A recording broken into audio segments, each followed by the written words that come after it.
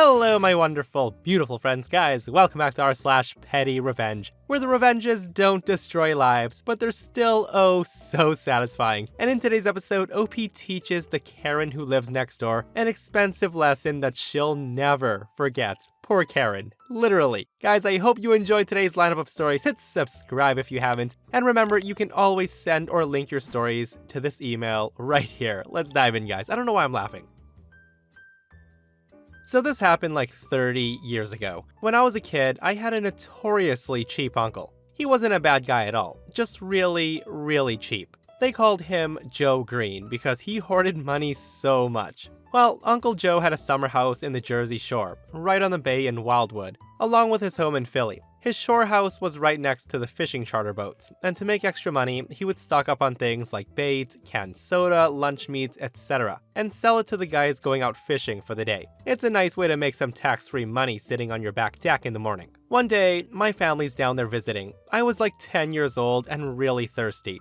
I asked Uncle Joe for a soda. Like I said, he had tons of cases stacked up. He tells me, sure, but make sure you leave 50 cents on the table. When he said that, I start laughing, and I asked if he was joking, but he wasn't. I had to pay my uncle to have a soda at his house. Now, I thought nothing of it after paying him, but my dad felt differently. A few months later, me and my father went on one of those party fishing boats by Uncle Joe's house. After we got back, my dad pulls up to my uncle's house. I told my dad it was pointless, his car wasn't there, so obviously he was in Philly that day. My dad just looks at me and says, I know. Now, my uncle had a peach tree growing in his front yard. He would brag all spring how they were coming along and how they were almost ripe. Well, it looked like they were finally ripe.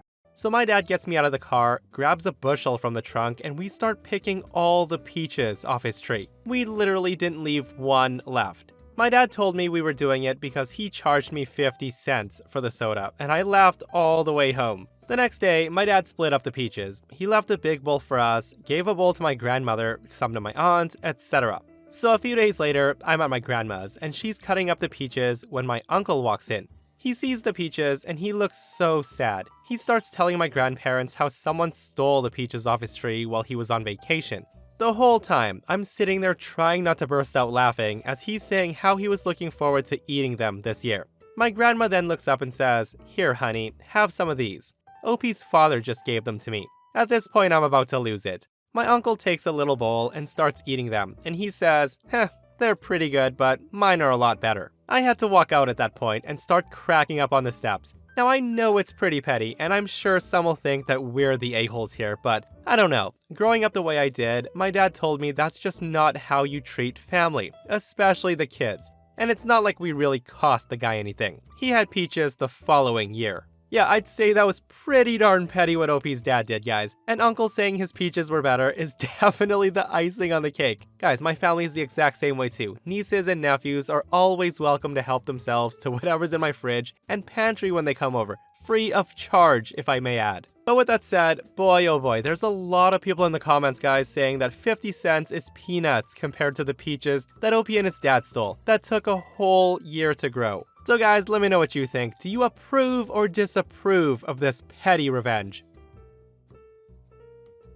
Okay, so I'm a 26-year-old female, and I don't look like I'd know a single thing about cars. I stand at about 5'3" with long blonde hair, soft girly appearance, and a baby face that makes me look about 15 to 16 years old. I also drive a rather beat-up 2004 Avalon. My dad and brother are both mechanics. That's not my profession, but I've learned a thing or 7 from them, and I'm very comfortable working on cars. I'm only mentioning my appearance because it's pretty common for mechanics to assume that I'm an idiot about cars. So a while back, I was pretty overwhelmed with life, and I didn't have a good space to do it, so I took my car in to get the oil changed. The place offered a free of charge head-to-toe inspection for any repairs that might need to be made. I knew my car was fine. I had pretty recently changed the air filter and the brake pads. The rotors had maybe 40,000 miles on them, and they were in great condition. I had also just changed the serpentine belt. Literally, I just didn't feel like changing my oil. So here's some relevant notes. Before I went to the shop, I actually checked my air filter, and it was in fact pristine. Also, I usually call my dad while I'm working on my car so we can chat, and he knows what repairs and maintenance I've done, and that my car is well taken care of. So after they changed my oil, the guy comes back with the inspection results on a clipboard, and he was holding my air filter. The guy had this grave look on his face like something was wrong. Now mind you, this is a very busy place and there's a lot of customers in the waiting room. The guy tells me that we need to go over the results because my car was about to be completely broken down. He also told me it's not safe to drive if I don't get several repairs done ASAP because these were all completely shot.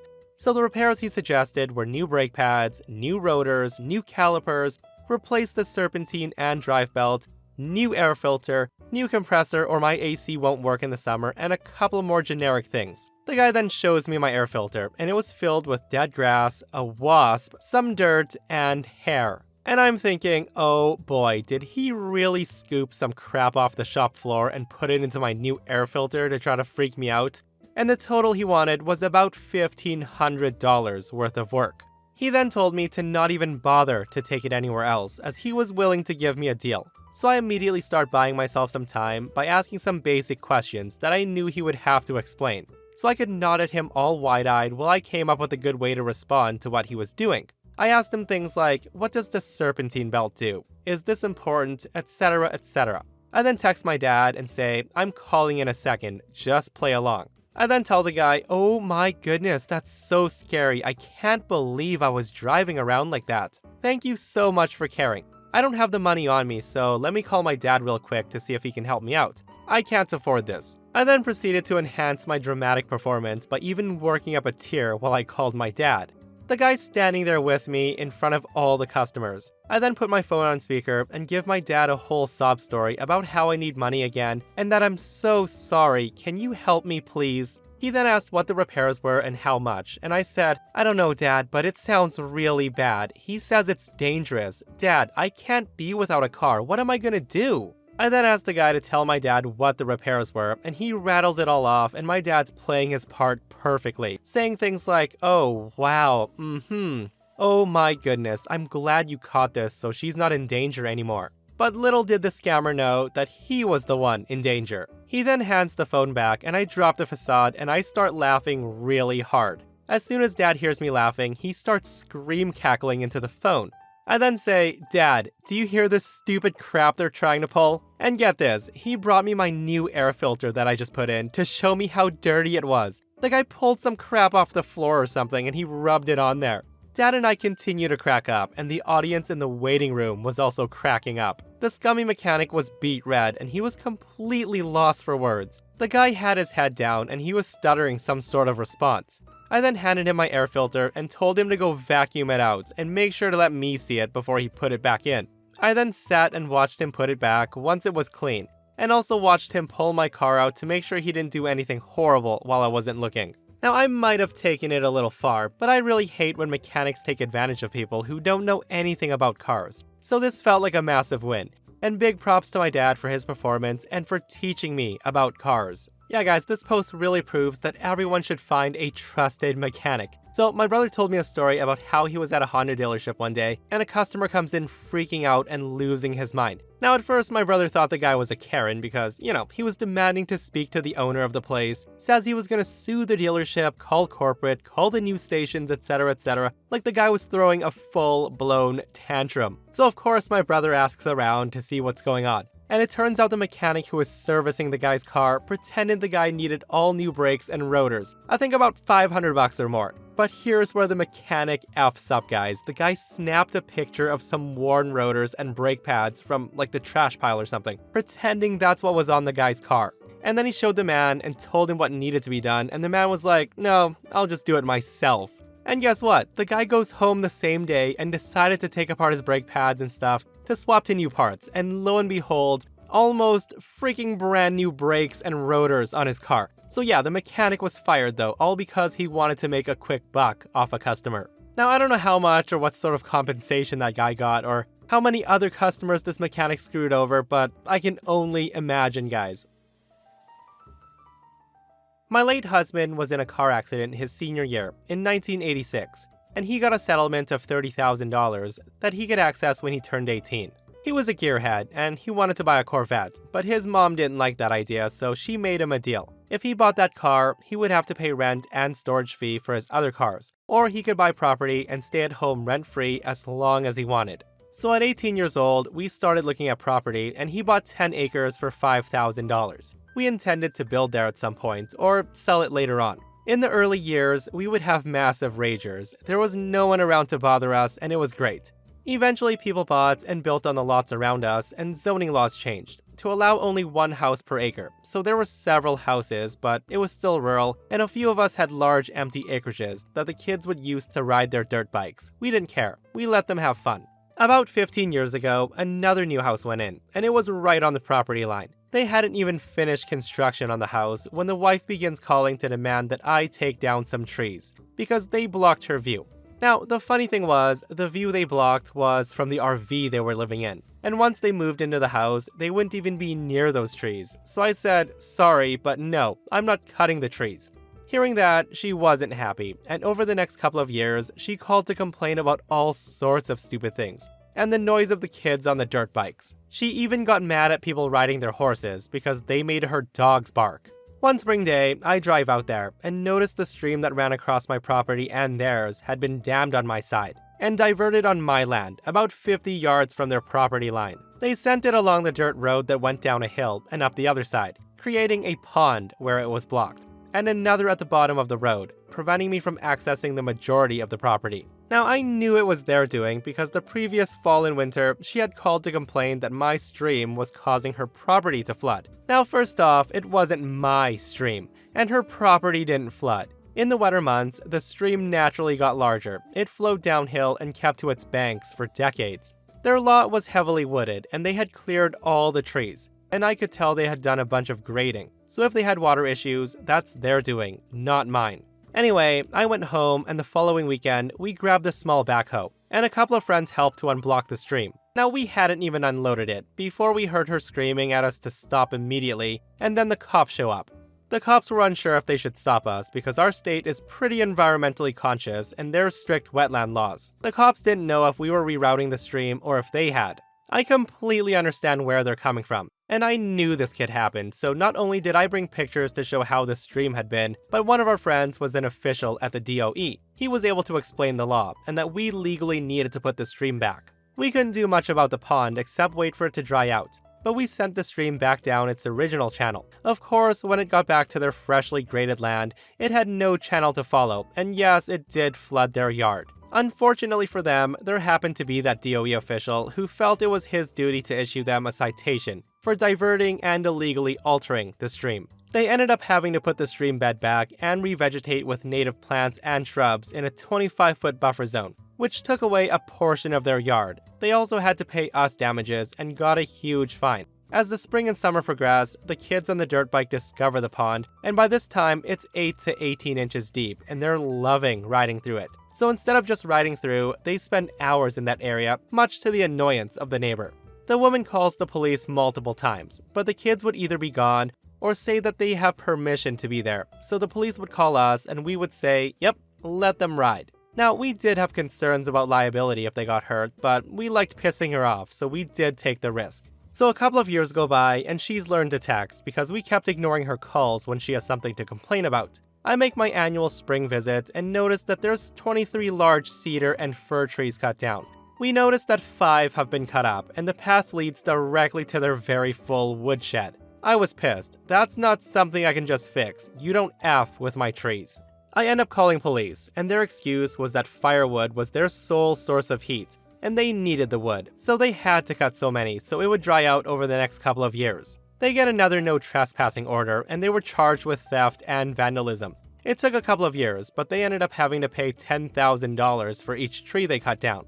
So that was nice. Plus, we sold about 15 of the trees, and we made another $45,000. They were pissed, to say the least. Life goes on, and we still get text every time she's heard a dirt bike, horse going by, or whatever irritated her on any given day. We start having summer campout parties over the next few years, and she's always called the police or the fire department. Of course, we never got cited because we're not stupid and we didn't break any laws. Sadly, my husband died suddenly, and eventually I decided it was time to sell because I wasn't going to build a house there.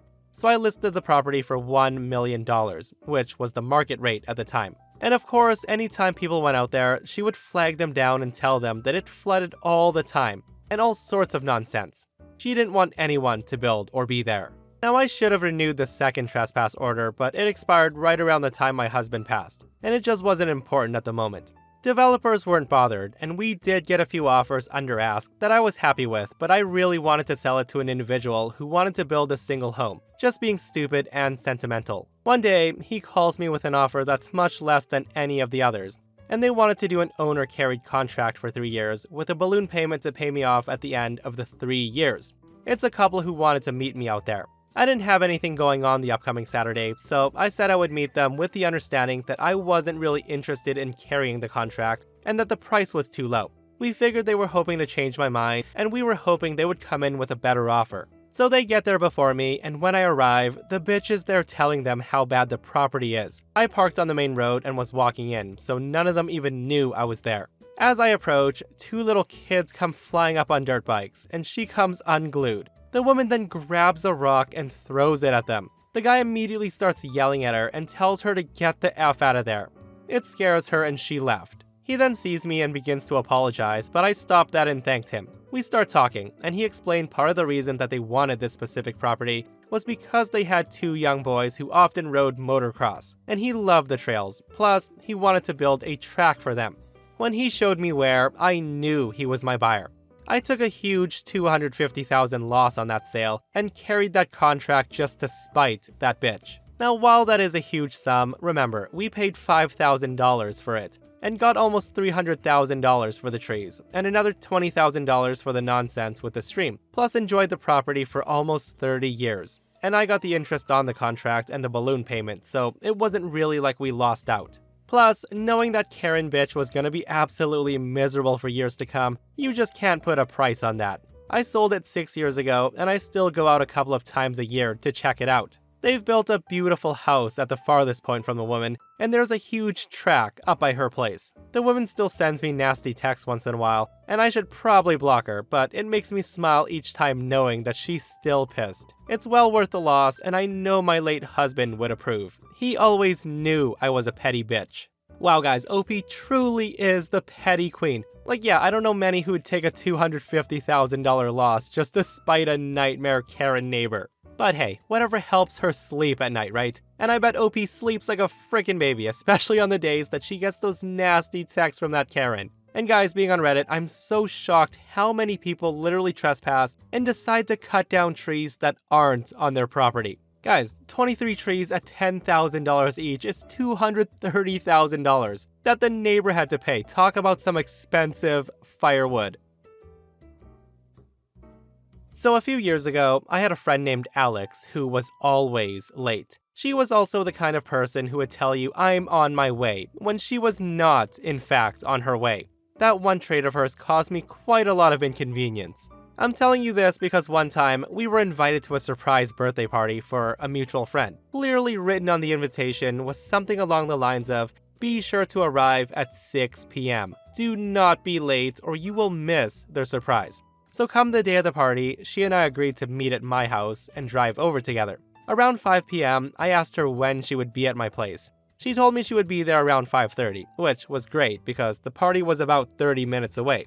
At 5:30, I called her to ask where she was, and she told me she hadn't even left yet. She then promised that she would be there in 5 minutes. I figured that was okay because, she lived fairly close by. So long story short, she ends up getting to my house at 6 o'clock, and I was mad. We left immediately and made it to the party around 6:30. By that time, the surprise had obviously taken place and the party was in full swing. I mentioned to her that I was really bothered that she'd been late. Not only that, but she had strung me along and lied to me and prevented me from being on time. At that, she responded by saying things like, "It's not that big of a deal. We were only 30 minutes late. Don't be so dramatic." So I went to the nearby steakhouse and I took a gift card out without putting any money on it. I then wrote $30 on the card and gave it to her a few days later, telling her that it was just a random gift card for being my friend. A few days after that, I get a text message from her asking if I was sure I activated the card. I told her yes, I was sure, and asked her why she was asking. She then responds by saying that she had gone to the restaurant with some friends without her purse, and then she tried to use the gift card, but it didn't work. It was at that point I gave myself away by responding with, "Oops, I guess I was wrong. It's not that big of a deal, you're only $30 short." She immediately picked up on what I was doing, and I proceeded to receive a few very angry texts about how embarrassed she was and how rude and disrespectful I was for doing that. I simply responded with, "So you're saying if I tell you one thing and then do another thing and it directly impacts your life in a negative way, that's disrespectful? And if you get mad at me for it and I downplay your feelings, that it's rude? Am I understanding you correctly?" She didn't respond. I found out later that none of her friends were willing or able to cover her dinner, so she had to stay 30 minutes later for her parents to rescue her. We didn't talk much after that, and hopefully she learned a valuable lesson. I sure had a great time teaching it. And that, my friends, is r/PettyRevenge. Guys, I hope you enjoyed today's super satisfying stories. If you did, hit that thumbs up, and if you're new to the channel, be sure to subscribe so you don't miss these outrageous stories. And if you missed yesterday's episode, a very, very, very brave Karen decides to attack a cop for not obeying her. And guys, it doesn't work out well for her. Check it out if you haven't, and myself and Stevie Boy will see you guys in the next one. We love you.